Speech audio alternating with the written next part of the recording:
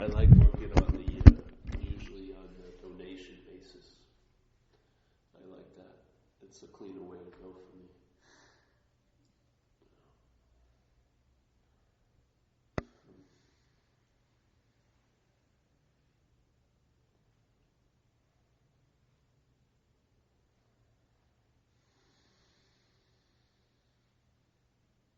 Well, we say it a lot in recovery, self can't get out of self. It's a really nice thing to explore. Yeah, because if you're identified as a self, if you're in that configuration of mind, if you've bought it, so to speak, and your attention and interest is glued to it, that would be what you would call self. Yeah, that product can't leave the system that made it. Yeah. So self can't get out of self. So a mental process is, I call it selfing. In that selfing, there's something that's inferred or pointed at or assumed, which is being a long-lasting, independent, separate entity, a noun, like you're the alpha and the omega, yes? Usually using the body as like the flagpole, the reference point. Yeah? Now, if that feeling is strongly in place, you actually believe you're the thinker of the thoughts, that you're the doer of all your actions. If those things are in place and you assume them to be true, then at that point you are, in a way, living that idea of being a self. Yeah? In living life in that idea of being a self, it produces a lot of discomfort and irritability and restlessness, yes? It produces a lot of debris, so to speak, which causes you a deep uncomfortability, a deep irritability, a deep restlessness, which equates into seeking constantly. You're always looking to get out of something that you're inherently not in. Yeah? If that's the feeling, like when a thought is seen, that you're the thinker of that thought, that it's yours, or a feeling is noted, and it's just hook, line, and sinker, this is my feeling. There's no suspicion, no questioning, no throwing in another possibility maybe, It's just right from there, that's the way it is. At that point, you're living as a product of a mental process called selfing. You're the living embodiment of that process. In other words, the process has proceeded and has succeeded in producing its product, which is that feeling of being a long-lasting, independent, separate entity, yes? Now, when that feeling is in place, that sense of self can't get out of what it wants to get out of, which is self. Yeah? Self is what's driving everyone crazy. If you ask them what self's driving them crazy, they usually would say myself. Yeah? So the self is what you want to get out of, but you're going to try to get out of it as a self. And that's why they make that statement, I believe, self can't get out of self. Now that sounds incredibly hopeless, yes, if you're a self. Yeah? If your main drive is to get out of self, as a self, and someone just made a very profound statement, self can't get out of self, basically your whole mojo, your whole modus operandi has been dismissed if that statement's true, that self can't get out of self, because all the seeking is what? You trying to get out of you, in a way. You may call it them and the situation, this and that, but what you always go back to rely on, provokes more agitation. Maybe you'll blame this and rationalize and do this, but basically, every time you seem to go back, you're at the root of the problem. That active root of the problem can't leave the root of the problem. It is the root of the problem. Wherever it goes, that will be the configuration of self. Yeah?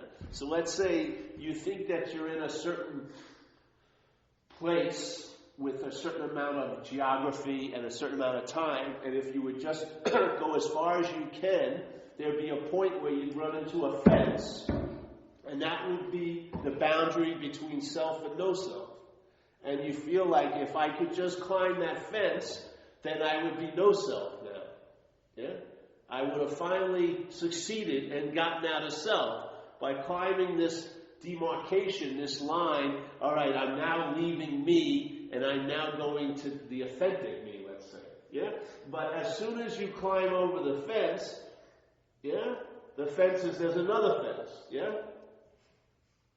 Self can't get out of self. So no matter how many times you get out, now, you can watch it do it in like a 5-minute demonstration, and you'll see it try to do it like 5 or 6 times. A principle is revealed there. Self can't get out of self. Now, you may have to put up with 800 times, but the same principle was shown in the first move. Self can't get out of self. You can't talk yourself out of, hey, how you doing, bro? Haven't seen you in a while. Yeah? Come on over here. Yeah? So that self can't get out of self, no matter how hard it tries. Yeah? So what would be the next move? So a lot of people make this move. They believe that they're getting out of self and they're moving into non-self, but as a self. So they're going to be a self in the state of non-self. Because the only way they can sense they can enjoy it is to be there. Yeah? It's sort of like people are looking in a very sophisticated manner with philosophy and stuff to have the experience of their own absence. But they want to be there to have that experience. That it can't happen. Yeah? The freedom is the absence of you. It's never going to be you and freedom are going to cozy up, and freedom's going to sort of give a lot of itself over to you. You're going to, hit home plate immediately. It's going to surrender itself totally to you, and then you're going to be free. No, it's the sense of being a separate, long-lasting, independent entity is dropped. And then what's available is freedom. Yeah? And if it needs to be interpreted here, it would be freedom from, not freedom for or freedom as. It would be closer to what actually happens to say freedom from. Just like it says in the program Recovery, please relieve us of the bondage of self. Yeah?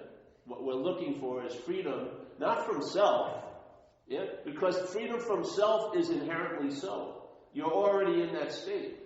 You're not a self. So in a way, you could say you're free from self right now.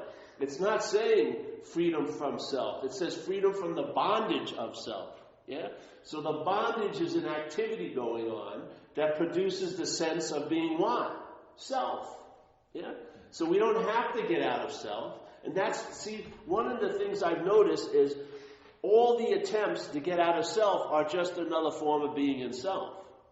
Yeah? They're actually, if that's the bottom line of the trance, that's a much higher solution in the trance because you're actually thinking you're getting out of something while you're in it. I mean, that's incredible to me. Yeah? You have a feeling, and usually you never get the real sense of being out of it, so you live in hope, you know what I mean? All like this, because you need substitutes, because the real deal ain't happening, but you have this sense, a huge story, that you're getting out of something. Yeah? I'd say that is being in it. I mean, in an incredible way, because you never even freaking question it. Yeah? You're actually believing, no, my intention is set, I'm getting out of this thing.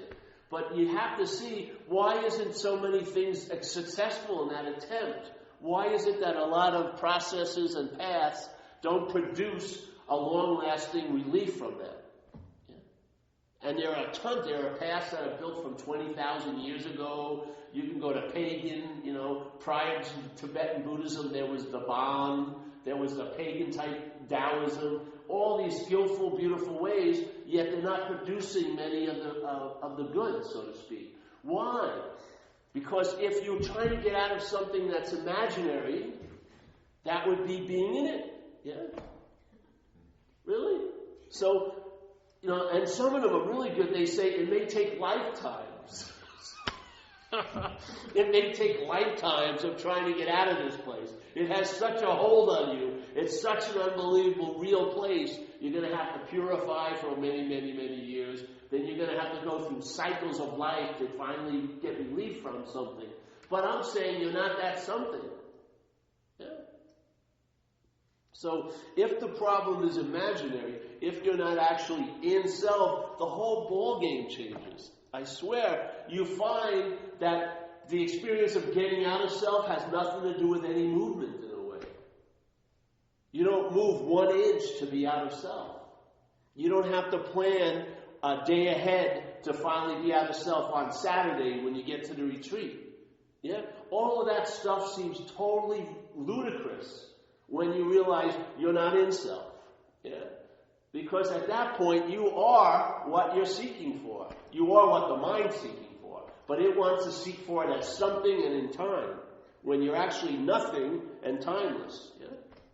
It wants to clothe it in something. See, it takes nothing. When it's confronted with nothing, it makes it something. That's what it does. Yeah?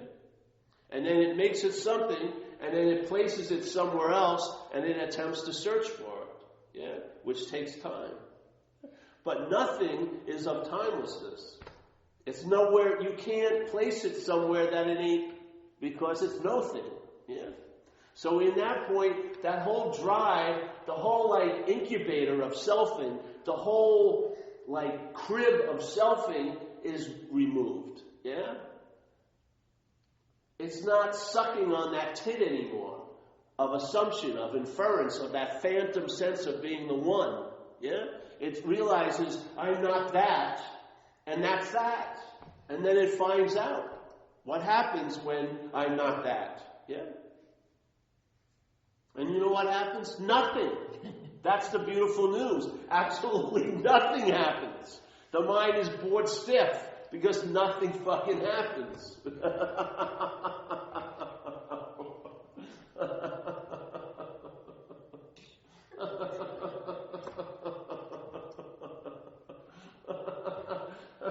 And usually the mind will get bored sooner or later and make it something. Yeah? Make it something. Start polishing it. Start doing something. It has to do something. Yeah? But to leave it nothing is such a beautiful... And it's not even to leave it nothing. It's just a recognition. It's not something. Yeah? You don't have to do anything with nothing. Yeah? It's totally maintenance free. There's nothing to do.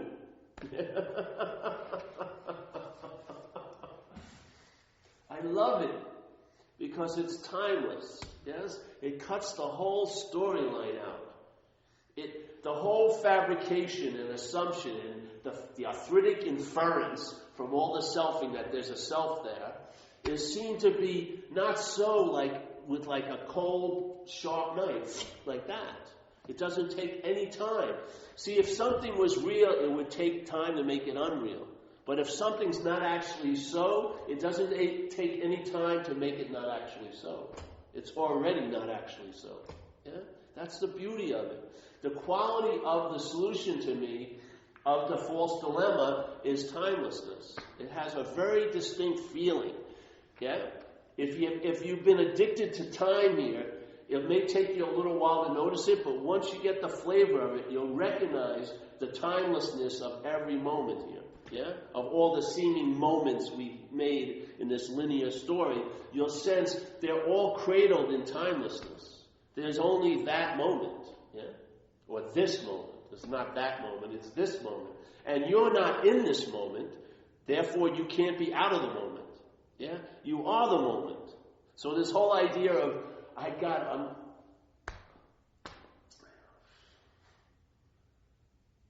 books, how to be in the moment. It's incredible.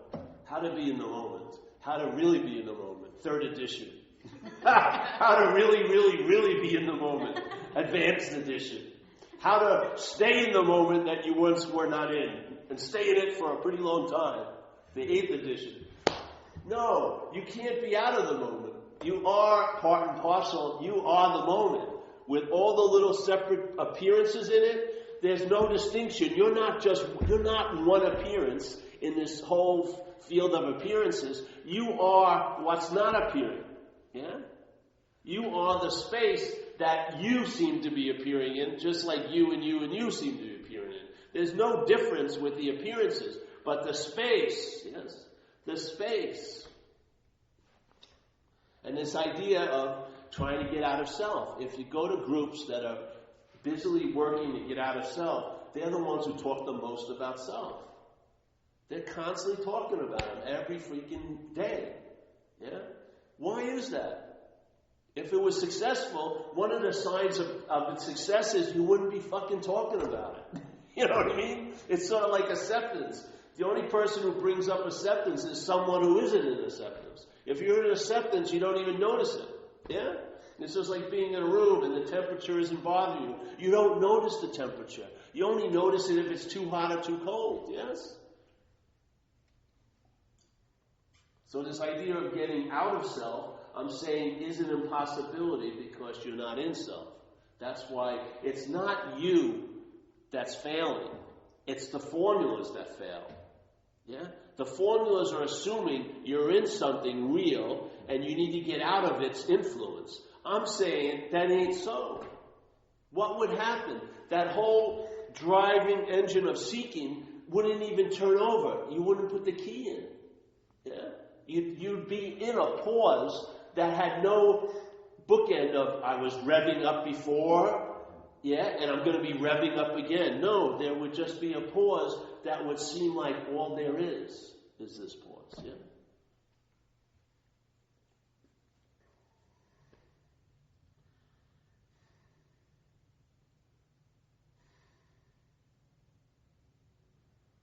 That's why I like to see what you're not, because you can't see what you are. Yeah? The thing that's seeing right now, you're never going to see. Never. The thing that's hearing right now, you're never going to hear it. Ever. You're never going to feel what's feeling. Yeah? You're never going to be able to sense what's sensing. Yeah?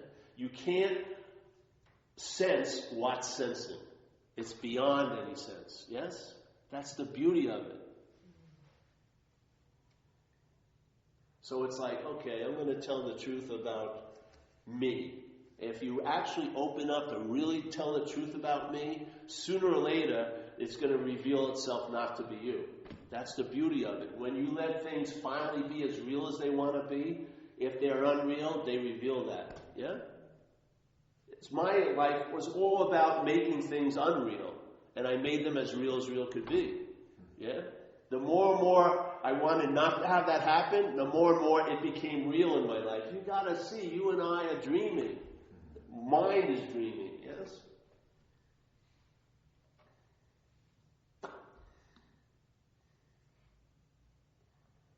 So there is a solution.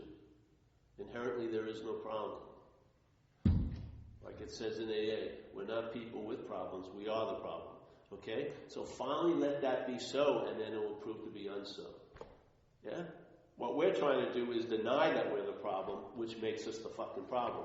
If you could just let it sit, all those ideas you have about you deeply, and this and that, all the little trappings of the idea of being you that you're conveniently avoiding and trying to, let's push this away. Let's this and that. Let it come and land. And when it lands, it may be scary to you, but when it happens is it inevitably reveals that it's not so. Yeah. But it keeps having the sense of being so to us when we're trying to make it not so. Yeah. When you let it be what it wants to be, it has to reveal its real nature. Yeah. That's the whole point of the message, in a way. Is seeing what you're not. Yeah? And then there'll be a feeling, hopefully, maybe quickly, maybe slowly, who knows, in the expression here in time, it doesn't really matter, because when it locks in, you'll realize there was never a you longing for it. I wish I would have got this 20 years ago. All of that makes absolutely no sense anymore. Yeah? You realize the timeless quality of it. So you weren't late. Yeah? People didn't get it ahead of you. There was no one to get it. It's just always available at all time. But not in the time we have, but all time. Yeah? It's not always available this moment if there's a next moment and there's a preceding moment. That's how it gets hidden. But it's always available at all time. All timelessness, all time is timelessness. That's where it's always available. Yeah? But it's not always available in time. The whole point of time is to make it seem not available. Yeah?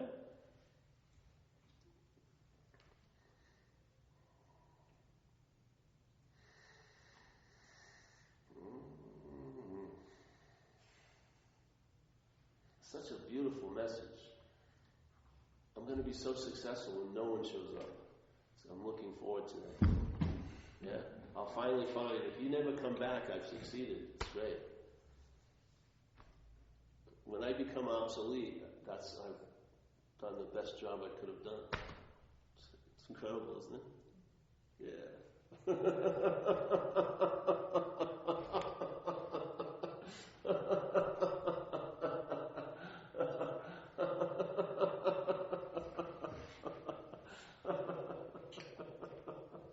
As a career choice, it's not a good one.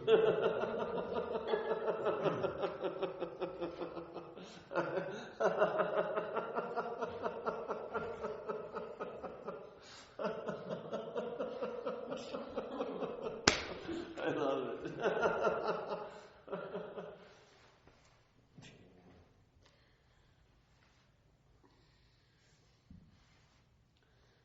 So maybe just look at its foundation. Yes, claiming is its main movement. Yes, something that doesn't have something tries to have it by claiming. That's what it does. Yeah? The mental process claims. That claiming can be signified with the word "my" usually. Yeah, just like if we were looking at this bottle, everyone would say it's a bottle. Yeah. I can change everything. So the bottle, you would just see it as a bottle. Say, now when I go, it's my bottle. What's that bottle being used for my mind? It's being used to point at the one who has the bottle. Yeah? As soon as the my comes up, yes? You believe you're attending to that, but that's just mirroring the phantom you. Because it's always you with all the my. You know, my feelings, my problems, my time. All of those things at that point are being used in a sense to point at, to infer, to assume the pseudo-noun, yes? So it's sort of like Ramana Maharshi had a statement that cut it really nice. He says, to know God is to be God. Yeah? Beautiful, isn't it? To know God is to be God. In this conditional mind, to know God is to be a knower of God. Yeah? To love God is to be a lover of God. It's always, no matter what topic or object or idea it comes in contact with, it uses it almost like a magnifying glass to reflect it, to magnify and amplify it. Instead of the emphasis, quote unquote, on God, the emphasis is really on the knower of God. Yeah? So everything is used as a mirror to reflect you. Yeah? This is like the loop of self-importance. It just does this all day. So a bottle is just a bottle, but then my bottle, what is that? That my infers there's someone who owns the bottle, yeah? A thought is just a thought, but when it's my thought, there's someone who thought that thought. Yeah? A feeling is a feeling, but when it's my feeling, that feeling is now used to infer or point to the someone who has the feeling. Yeah? So most of us don't even know what we're feeling, but we do know who's feeling. Yeah? You don't see, the inquiry isn't in the feeling. I can't even say, what is it? Is this anger? Is it sadness? Sometimes.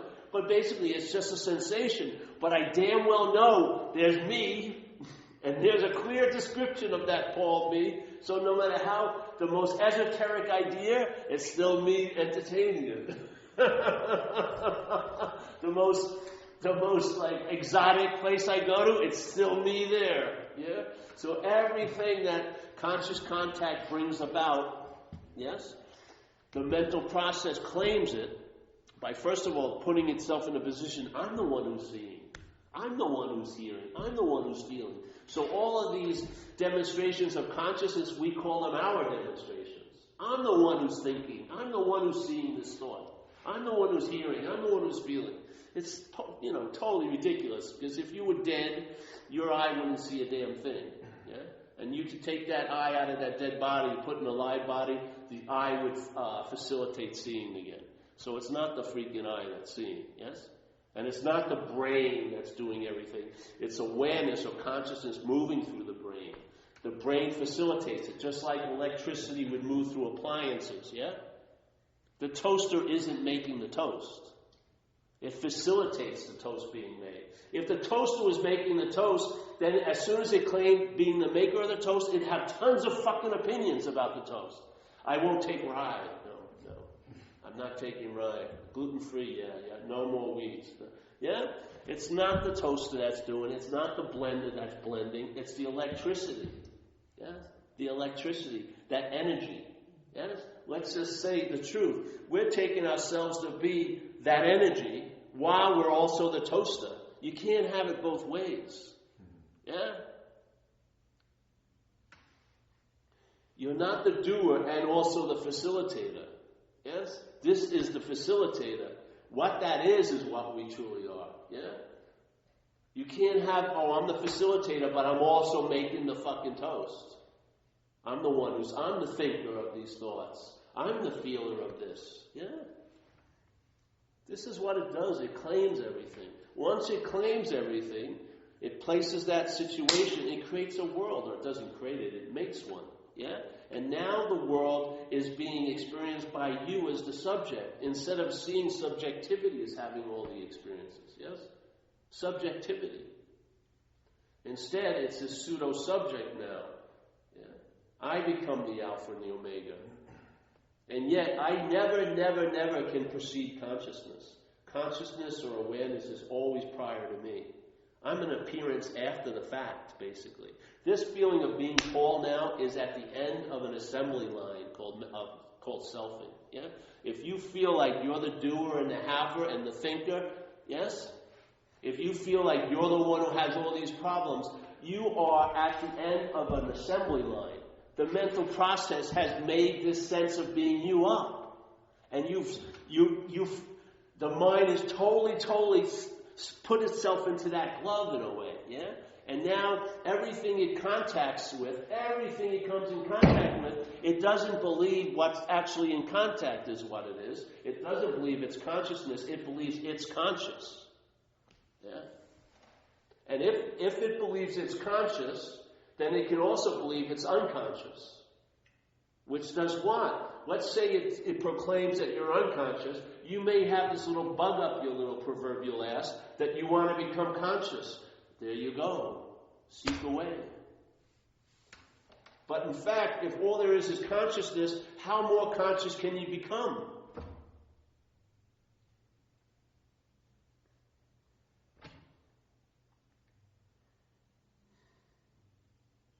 Recovery says that this thing, the whole thing is contingent on the maintenance of your spiritual condition. For me, the highest form of maintenance would be a spiritual condition. If you are a spiritual condition, that's the highest form of maintenance. You can't I don't care how much you follow your breath or try to be mindful, to actually realize you are that is way beyond any practice, anything. Any freaking super martial art discipline doesn't even come close to being something. It doesn't. It's not even close, because there's always going to be a break. There's always a possibility you may not do something. But in being it, there's no possibility of that. There can't be a moment when you're not that. It's an absolute. The conditional mind finds no wiggle room in there. But, because it always wants to write its relevance into the story, when it's an absolute, there's no relevance to it. Yeah?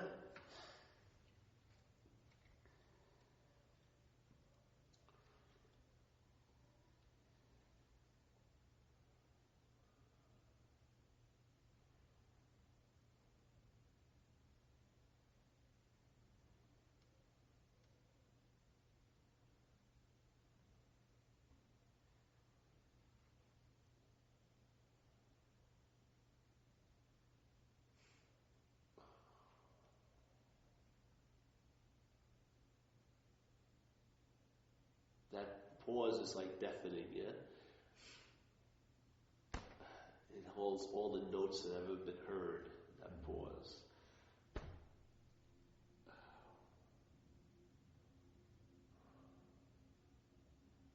If you were of time, you'd never get into timelessness. It'd be impossible. Yeah? because you would think it took time to get there. And time doesn't play in timelessness. It doesn't. It has no value in timelessness. Yeah?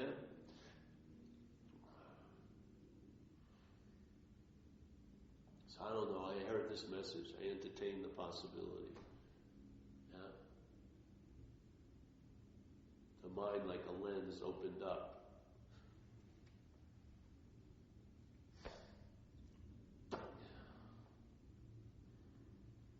And it wasn't what was seen, it was the seeing. The seeing is, this space is seeing. This is like the seeing of mind, yeah?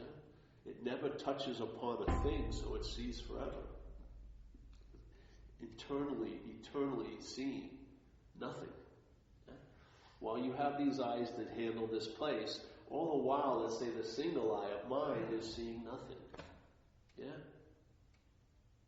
It facilitates the seeing of things, but it's not seeing things. It's always seeing nothing. Yeah?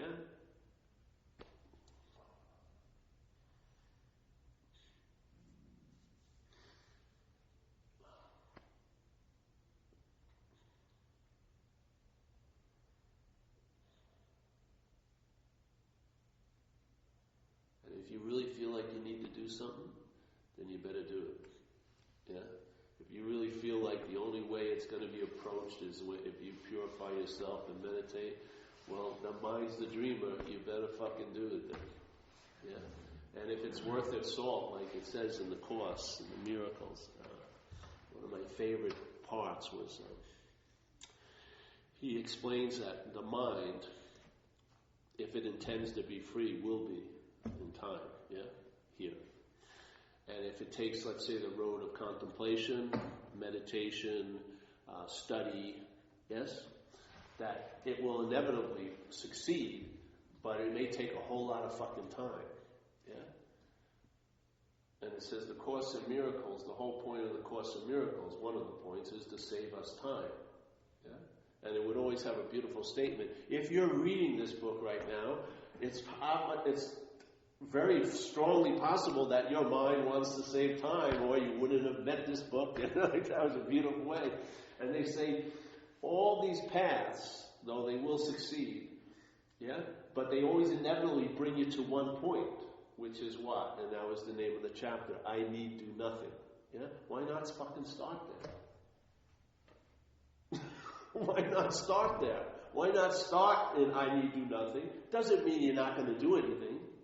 It's going to mean you never was the doer, but you'll be doing plenty maybe, or you may not. But that state of I need do nothing, anything that's worth its salt is inevitably going to bring you there. Yeah? That I need do nothing. Yeah? Why not start there?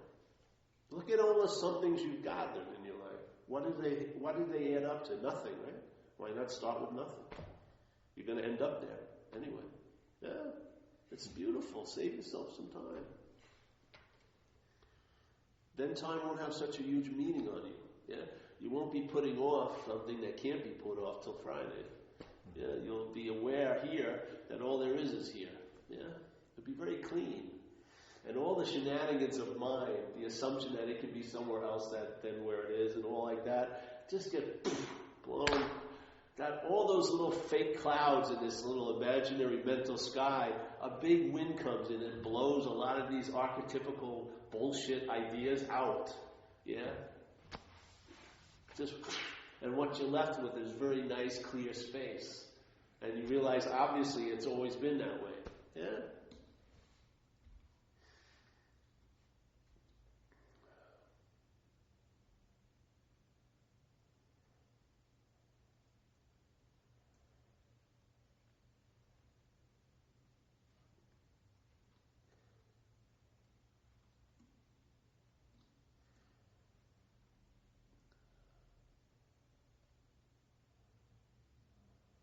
It doesn't mean selfing stops, yeah?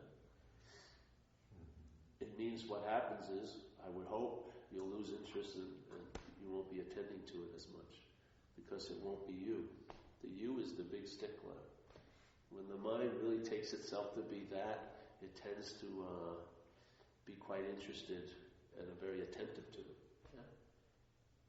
Yeah? And if the mind is what gives meaning to things here, and that you and I give everything all the meaning it has, why do you think the biggest meaning the mind could give anything? The biggest meaning that the mind could give anything is that it's you.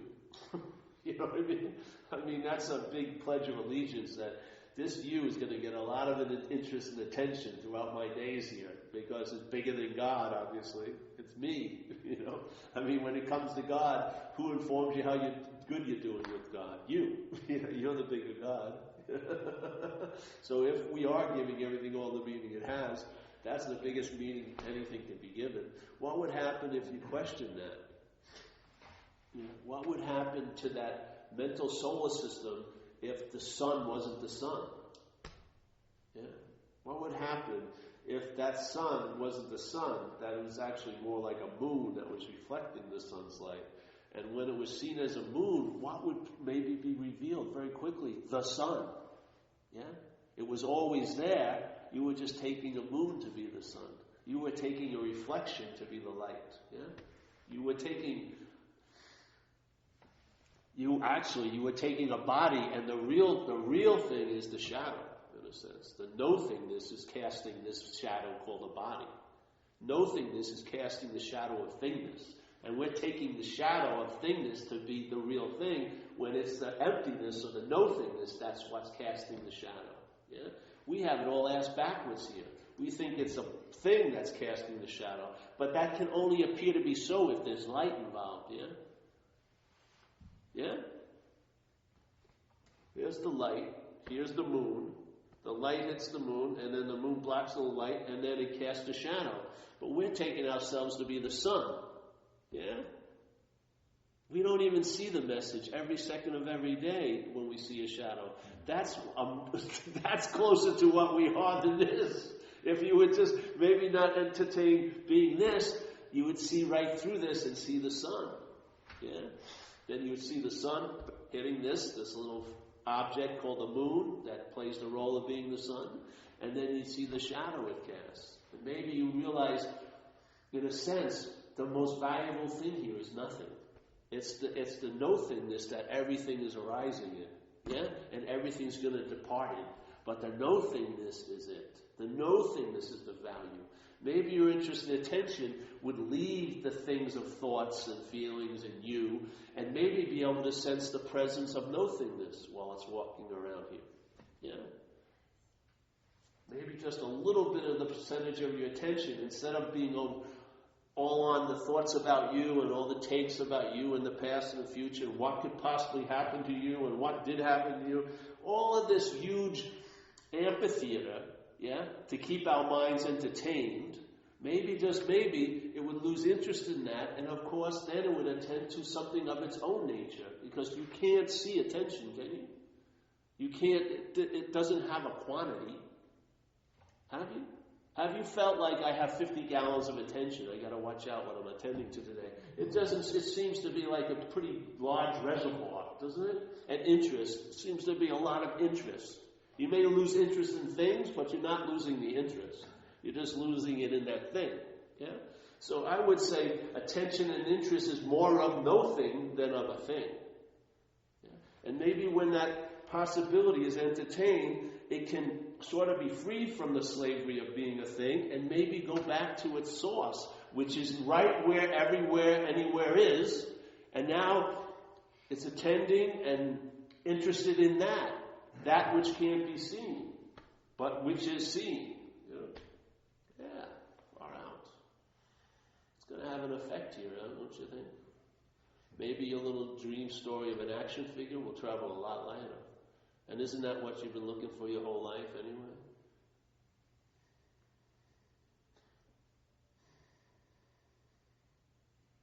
Maybe when you're young, you wouldn't buy the deal. No, I want to be here. Even if it sucks, I still want to be here. As you get older, fucking yeah, sign. I'd be gladly be absent of my life. If the life would be nice. Yeah, let me check out. When can I leave? Quickly. You know what I mean? I've gone through every fucking formula of I'm going to arrive one day, or my specialness will outshine everyone else's, or I'm going to be right at least about something. It's like, It's like fool's gold, you know? It looks shiny, but it doesn't really translate. I'd much rather, yeah. Everything will get great, but you won't be there to enjoy it. Sign me up. Fuck it. Let's go. You know? When I was 20, no. I could take my beating. I'm going to be special. Right? Yes. I'm portraying someone getting their ass kicked by the cops. Whatever. No, I'll sign it right now.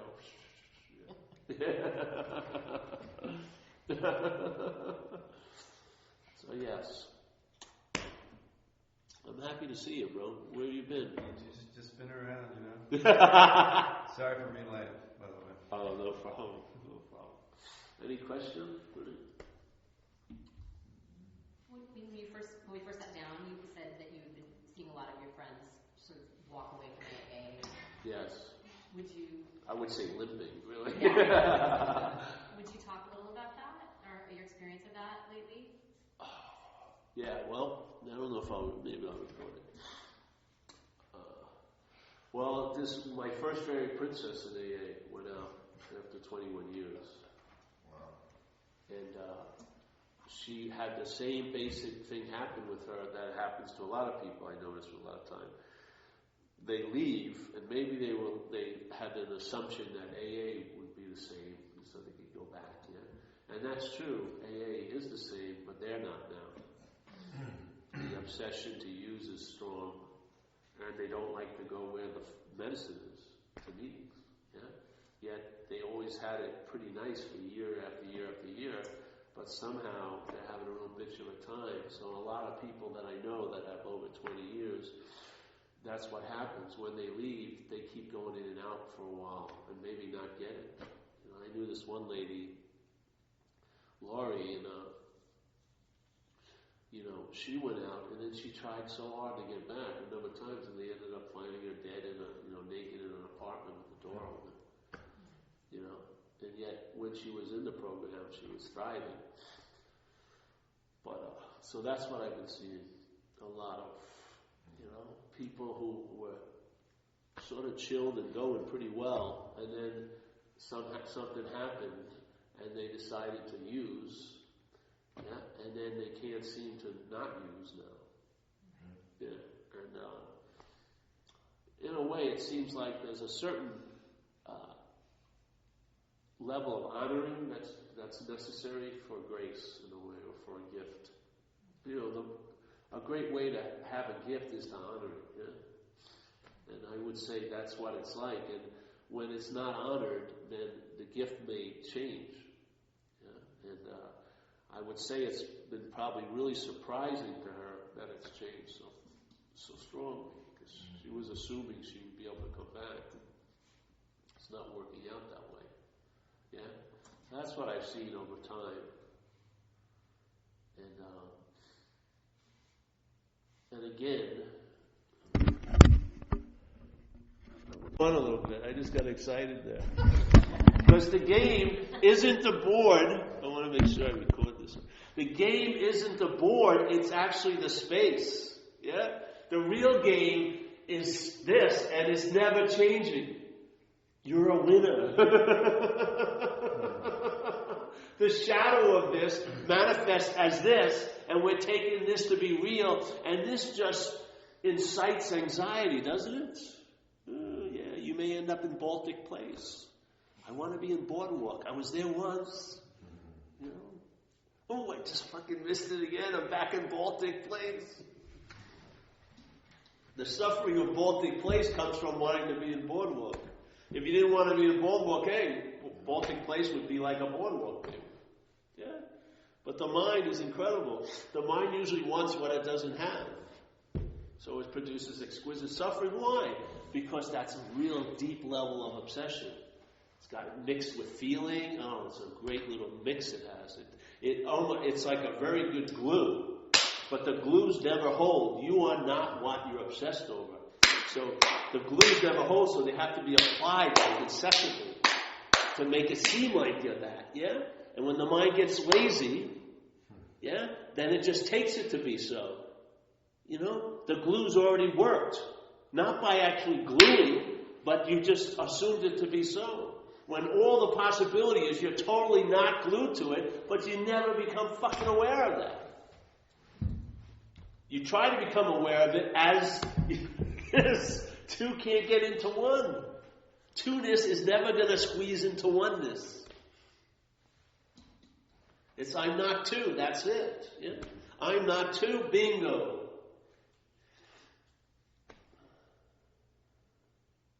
You're not even one. Well, I know. We're using a little demonstration. But that's good, you've been listening over the years. Hallelujah, someone's listening.